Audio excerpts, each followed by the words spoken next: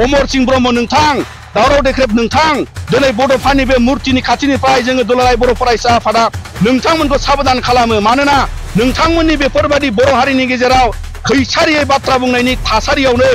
बड'फानि मुर्ति बुख्लाबनो हानाय मानसिनि जोनोम जादों बर' हारियाव। मुसलपुराव थानाय बे गोजोनपुरि पार्कआव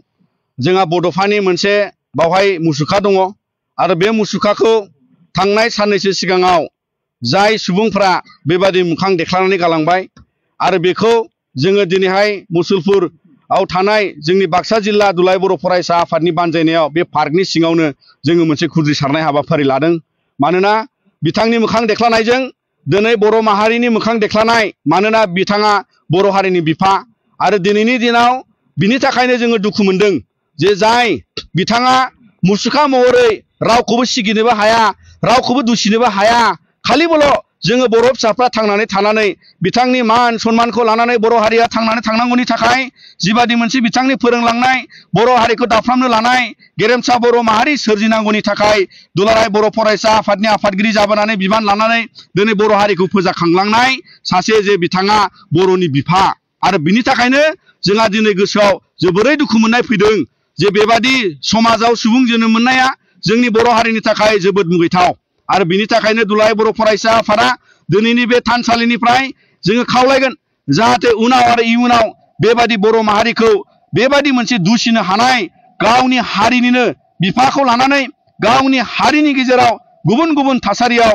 बबेबा मुंख्लं खाम्फायाव बबेबा थानसालियाव बबेबा गोथार जायगाफ्राव माहारियारि बादखौ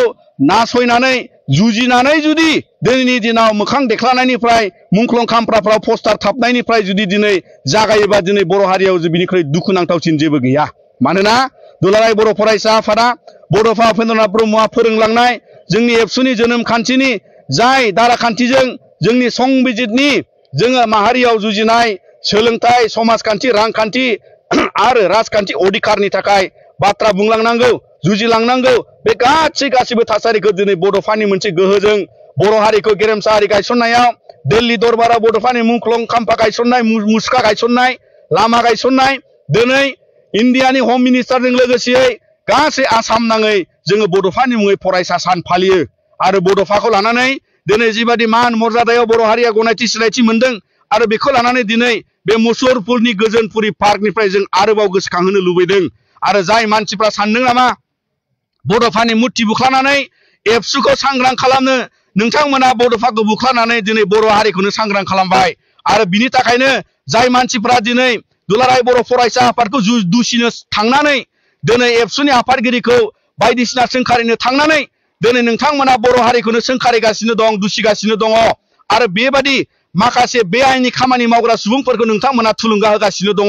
जायनि थाखाय जोनोम मोनदों दुलाराय बर' फरायसा आफादा बिथांमोन बादि मानसिखौ जुजिलांनो थाखाय नोंथांमोन बादि गोसो बेंख्रा मानसिफोरखौ जुजिलांनो थाखाय जोनोम मोननाय बे दुलाराय बर' फरायसा आफादा माहारिनि मावनायाव माहारिनि मोजांनि थाखाय जोंनि राजखान्थि अधिकारनि जाफुंनांगौनि सार्थआव दिनै जों दुलाराय बर' फरायसा आफादा जेबो कमप्रमाइज खालामनाय नङा आरो बिनि थाखायनो बे पार्कनिफ्राय फिन जोङो दुलाराय बर' फरायसा आफादा जोंनि समायखिरा माहारियारि बादनि सम आरो खान्थिखौ लानानै जोङो जेखि खामानि मावा मानो बर' हारिया खहा जाथाव जों जेबो खामानि मावनाय नङा आरो जों मावबोआखैबो जोंनि जारिमिनावबो गैया आरो बिनि थाखायनो जाय सुबुंफ्रा गावसोर सानै साथामखौ लानानै बर' हारिनि गेजेराव बायदिसिना रुमाव जिरायनानै राजखान्थि खालामनाय रुमाव जिरायनानै समाज दानो नागिरनाय रुमाव जिरायनानै रांखान्थि फेहेरनो नागिरनाय मिडियायाव फैनानै बायदिसिना दुसिफैनाय बड'फा हाउसनि हाखौ लानानै दुसिनाय जोंनि माइबं हाउसखौ लानानै दिनैनि दैदेनगिरिफोरखौ दुसिनाय बेफोरनिफ्राय गोजानाव थानांगौ अमर सिंह ब्रह्म नोंथां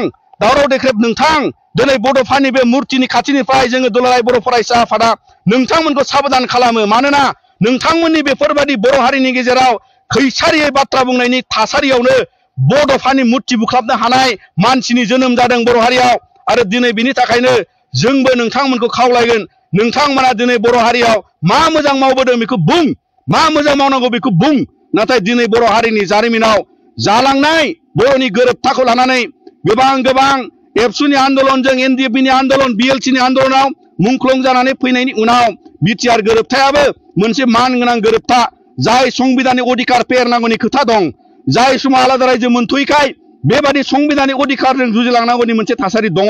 आरो बेखायनो दिनैनि दिनाव बड'फानि बे मुर्तिनि खाथिनिफ्राय जोङो बेखौ फाहामफिननाय लुफ्रामफिननाय बे जायगाखौ रैखाथि होना लाखिनायाव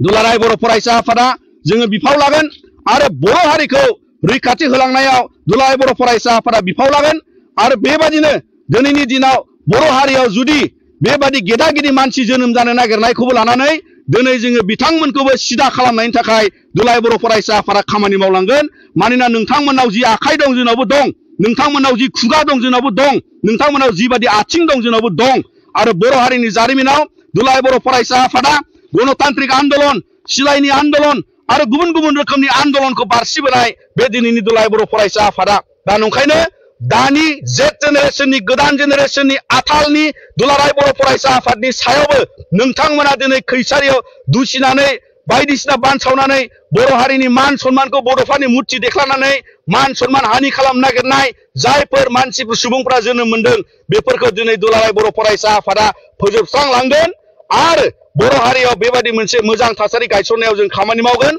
आरो बिनि थाखायनो नोंथांमोननि दारै जाहाथे दिनैनि बादि आरोबाव बड'फानि मुर्ति बेख्लानाय दुलाराय बर' फरायसा आफादखौ दुसिनाय बेजों लोगोसे जोंनि जेरावखि जाया मुंख्लं खाम्फा बायदिसिनायाव बायदिसिना थाबदेरनाय फुनदेरनाय बेफोर थासारिनिफ्राय गोजानाव थानांगौ आरो बिनिखायनो नोंथांमोननि दारै जों दुलाराय बर' फरायसा आफादनि जानानै बे गोजोनपुरि पार्कनिफ्राय जोङो खावलायबाय।